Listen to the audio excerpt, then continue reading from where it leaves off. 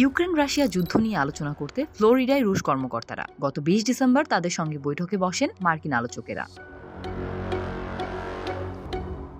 Ukraine যুদ্ধ বন্ধে Trump প্রশাসনের চলমান প্রচেষ্টার অংশ হিসেবে উভয় পক্ষকে একটি সমঝোতায় আনতেই এই আলোচনার আয়োজন করা হয়। বার্তা সংস্থা রয়টার্সের প্রতিবেদন অনুযায়ী এর আগে ১৯ ডিসেম্বর ইউক্রেনীয় ও ইউরোপীয় কর্মকর্তাদের সাথে আলোচনা করে মার্কিন পক্ষ।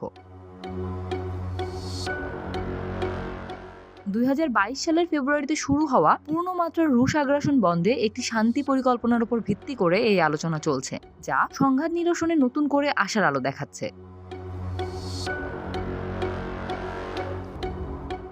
রুশ প্রেসিডেন্ট ভ্লাদিমির পুতিনের বিশেষ দূত কিরিল দিমিত্রিভ, মার্কিন বিশেষ দূত স্টিভ উইটকফ এবং ট্রাম্পের জামাতা জ্যারেড কুশনারের সাথে বৈঠক শেষে সাংবাদিকদের জানান আলোচনা গঠনমূলক হয়েছে এবং ২১ ডিসেম্বরও তা অব্যাহত থাকবে। হোয়াইট হাউসের পক্ষ থেকে জানানো হয়েছে সেদিনের মতো আলোচনা শেষ।